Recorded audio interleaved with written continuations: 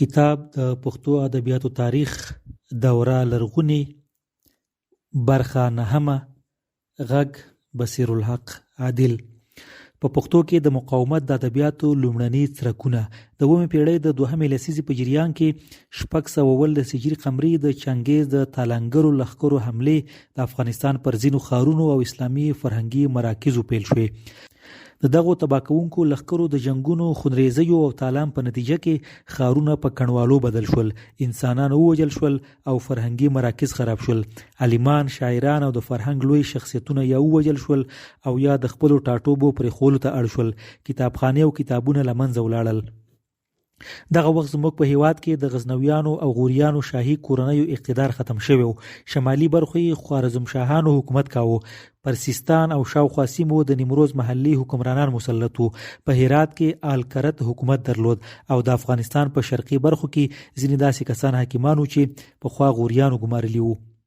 چنګیز او د اولادې د 9مې پیړۍ په جریان کې زموږ د هیواد په بیلابیلو برخو حاکمیت درلود او په ډیره بیرحمۍ د دې هیواد بېوزلي ولسونه وژل او د تمدن او فرهنګ نښې له منځه وړې. خو دغه ټولو بیرحمیو سره سره زموږ د هیواد په بیلابیلو برخو کې د چنګیز او بیا د چنګیزي لښکرو په وړاندې مقاومت روانو. زموږ د هیواد نومیالي مورخ ارواښاد میر غلام محمد غبار په خپل کتاب افغانستان در مسیر تاریخ کې د چنګیز او د اولاد د تالان او تاړاک په وړاندې د افغانستان د بیلابیلو سیمو د خلکو د مقاومت بیانونه وړاندې کړي دي.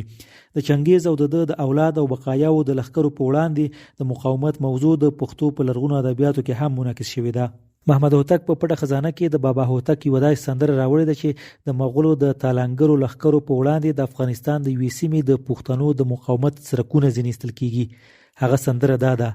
پر سور غوبل راته ننور دی، وګړي جوړ راته پیغور دی، پر کلي کور باندې مغول راغی، هم په غزني هم په کابل راغی، غښتل یونان کړی دا موار دی، مغول راغلی په تلوار دی، په پښتونخوا کې ناتار دی، پر کلي کور باندې مغول راغی، د مرغۍ غښتل یو راسی، پر ننګ ولاړ د پښتونخوا سی، تورې تیرې غشي تر ملا سی، پر کلي کور باندې مغول راغی، زلمو په غشو کړی وارونه، د تیرو تورو گزارونه، ور وړاندې کړی خپل ټټرونه، پر کلي کور باندې مغول راغی، زما د زلمو وینې بهیږي، مځکه و غرونه په سره کېږي، میرڅي ځغلي او ترهیږي، پر کلي کور باندې مغول راغی، پښتنو هلی پر غره جنگ دی، سرغر په وینو د دوی رنگ دی، محال د توري دی د ننګ دی، پر کلي کور باندې مغول راغی، زلمو پر ننګ ځانونه مړه کړی، د خن په غشیو مه پیه کړی، د پښتونخوا ځمکې ساته کړی، پر کلي کور باندې مغول راغی. د پټې خزانې له بیان سره سم هر کله به د مغولو لښکرو د ارغنداو پر غاړو لوټ کاوه، د اتغر او بولان سیمې به یې طلا کولې. نو د دې سندرې ویونکي بابا هوتک خپل خلک راټول کړل او سره غره ته نږدې له مغولو سره جنګونه وکړل. په دې جګړه کې د پښتنو قوت لږ او غلیم ډیرو، خو کله چې بابا هوتک په لوړ اواز دا سندره وویله نو زلمی به په جګړه کې تودېدل او صوبه د پښتنو په نصیب شوه. دا سندره د خپل شکلي جوړښت له پلوه زموږ ادبپوهانو د پښتو په لرغونو سندرو کې حساب کړې ده. د مضمون له پلوه یې محتوا رزمي ده چې د پردو لښکرو او تالنګرو په مقابل کې له وطن نه د دفاع مفکوره پکې منعکس شوې ده او خلک یې د پردو د تسلط په وړاندې مقاومت ته رابللي دي. که چیرې موږ د پښتو په لرغونو ادبیاتو کې د مقاومت د مضمون لرونکو ادبیاتو لټون کوو نو څرک یې د بابا هوتک په سندره کې ایستلی شو. د دې سندرې شاعر بابا هوتک د بارو زوی په 661 هجري قمري کال د کلا د سیوري په اتغر کې زیږېدلی دی او دلته لوی شوی دی. دی په خپله سیمه کې د خپل قوم سردار او مشر و. بابا هوتک په 940 هجري قمري کې وفات شوی دی. همدا ډول دغه یاد شوی بابا هوتک زوی شیخ ملکیار هوتک چې د زیږېدو کال د پټې خزانې د نوښتو له مخې 915 هجري قمري راوځي، د پښتو یو داسې شاعر دی چې که د مقاومت سندرې تر موږ نه دي رسېدلي خو د خپله د مقاومت په جنګونو کې شرکت درلود. نو ځکه موږ دته په دې بحث کې ځای ورکوو. که نه وي د سندره د مینې یوه خوږه نغمه ده. ملکیار هوتک تر خپل پلار وروسته د خپل قوم مشر او د خپلو خلکو د آبادۍ لپاره یې کارونه وکړل او کله چې د پردیو یرغلونه د سیوري په سیمه شروع شول ملکیار هوتک له پردو سره د پرله پسې مقاومت له امله له خپلې سیمې دفاع وکړه او د پردي مغول یې له خپلې سیمې وشړل. د ملکیار هوتک یوه خوندوره سندره پټې خزانې راوړې ده چې دلته هم راوړل کیږي: ترنک بهیږي ترنک بهیږي غاړه غړۍ،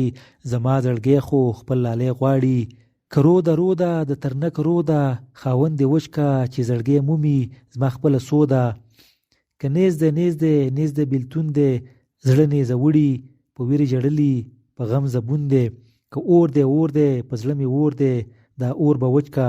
د ویر نیزونه بل ډیر په زور دی سپینې سپوږمۍ ورته ووایه چې ترنک ټال کړم ستا له خولګیه که خړو اوبو سوان کړی بیل ملکیار دی پاتې لا یار دی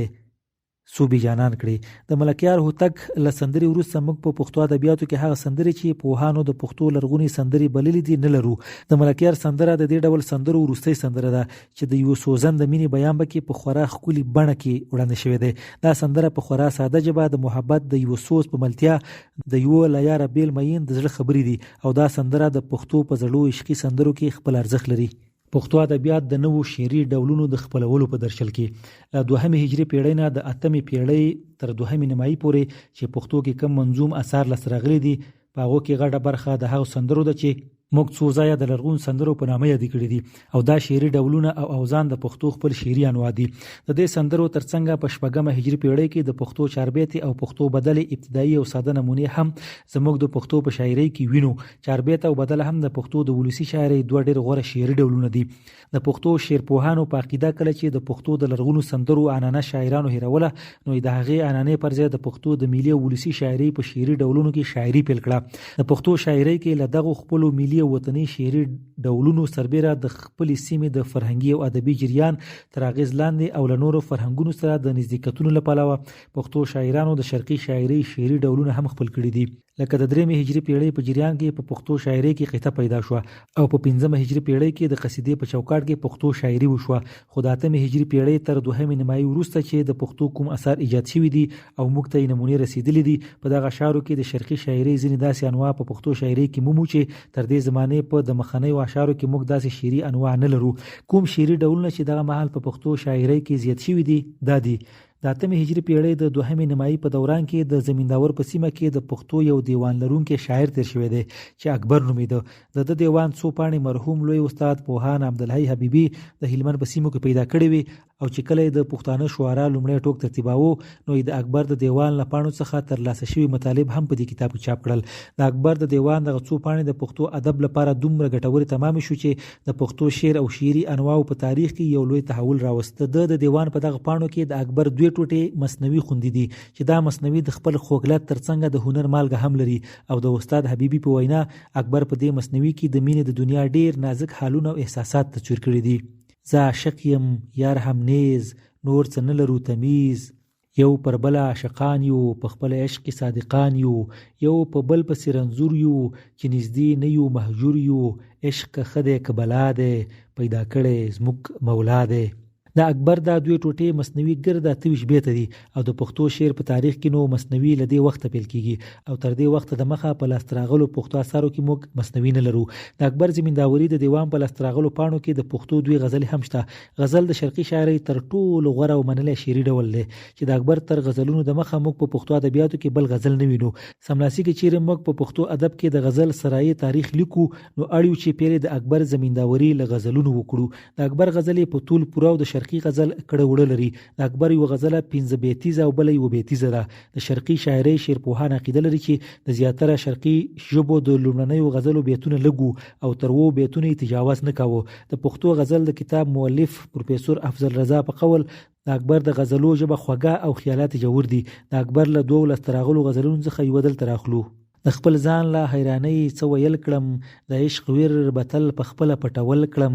ما مدام لکه بورا پر ګلو گشت کړ اوس بزم په سرتور سر فراق ته ګل کړم د غماز لړمون بزه په لمبک شیږدم ځینې هیر به د یار بزم ګل او مل کړم زما د یار د مینې اور په زړه کې بل دی زه به سر و مال خیندم دید به حاصل کړم د بیلتون لویره جاړم اوښکې وینې د اکبر په خپل اشنا د سر شیندل کړم. دغه ډول د اکبر د دیوان په پاڼو کې د یو ښکلې د پښتو شعر په ولسي اوزانو کې ویل شوې سندره هم زموږ په واک کې ده چې ښاغلي حبیب الله رفیع د څېړنو مطابق دا سندره د پښتو یو خوندوره چاربیته ده چې د پښتو په زړو ادبیاتو کې د تیمني تر چاربیتې وروسته د دې شعري ډول بله پخوانۍ نمونه موږ د اکبر زمینداوري په دیوان کې مومو. د دې چاربیتې سر او یو بنده دی: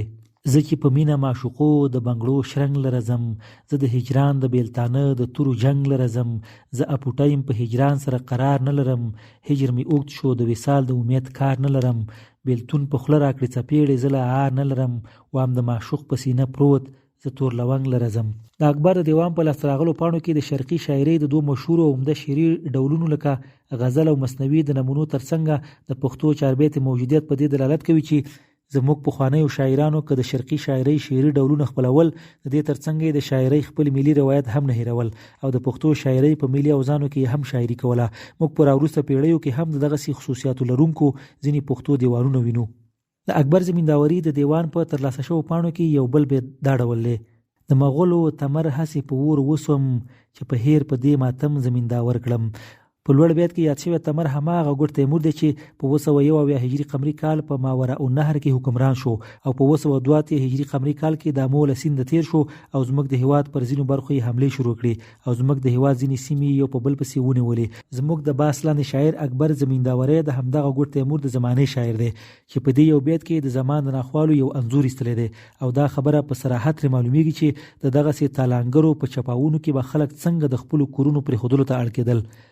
د اکبر زمینداوري تر ادبي اثارو وروسته موږ ته په هندوستان کې د دوو پښتنو شاعرانو ترلاسه شوي اثار مخې ته راځي چې په شکلي لحاظ نویوالی لري. دغه اثار د پښتو دوه رباعي دي، یوه یې د خلیل خان نیازي او بله یې د هندوستان د افغان باچا سلطان بهلول لودي ده.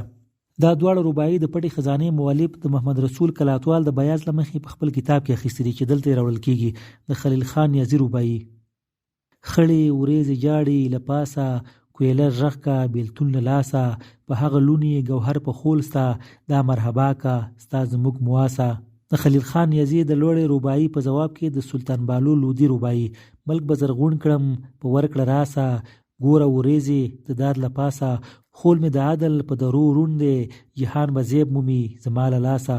دا دوی رباعي د پښتو پخوانۍ رباعي دي. تر دې دوه رباعیو د مخه موږ په پښتو کې د رباعي څرک نه لرو او د 9 هجري پیړۍ په جریان کې د شرقي شاعرۍ دغه شعري ډول رباعي پښتو ادب ته لاره پیدا کړه. په پښتو ادبیاتو کې د رباعي ویلو تاریخ له همدې دوه رباعیو پیل کېږي. د پښتو دغه زړې رباعیګانې د هنر په ګیڼه سمبال او پخې رباعیګانې دي چې له خپلو هنري ارزښتونو سربیره د درباري ادبیاتو ځینې اصطلاحات هم لري چې له غوري دربار وروسته دا دوهم شاهي دربار دی چې له افغانستان او پښتونخوا ډیر لري په هندوستان کې د پښتو ادب پالنې ته مخه کوي.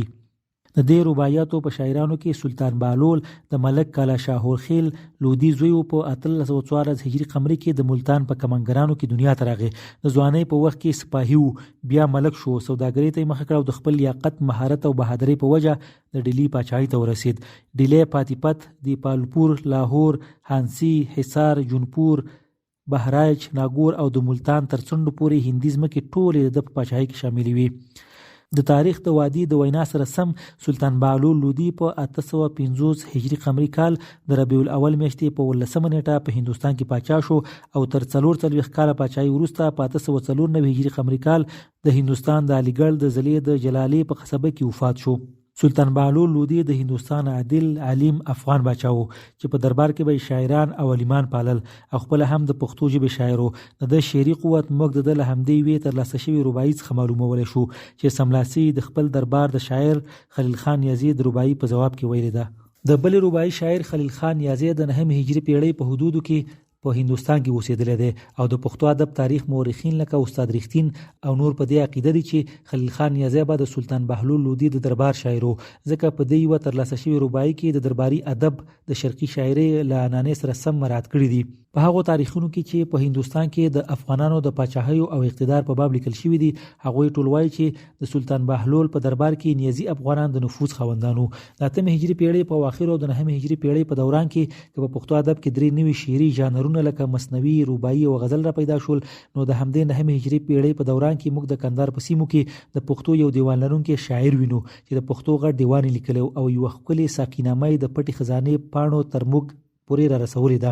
ساقینامه د شعر یو معنوي ډول دی چې د خمریه اشعارو په فروعاتو کې شاملېږي او د تاریخ تحول شعر فارسي د مؤلف زین العابدین متمن په وینا په دې ډول اشعارو کې به شاعرانو له ساقي څخه د شرابو ارزو کوله. د ساقي جام، ګل، مل او سراحي صفتونه به بیانول. د دنیا بې وفایي به یې ښوول او شاعرانو به دا ویل غوښتل چې دنیا څو ورځې ژوند باید په خوښۍ بزم او مینوشۍ تیر شي. دا ډول اشعار په عام ډول د مثنوي په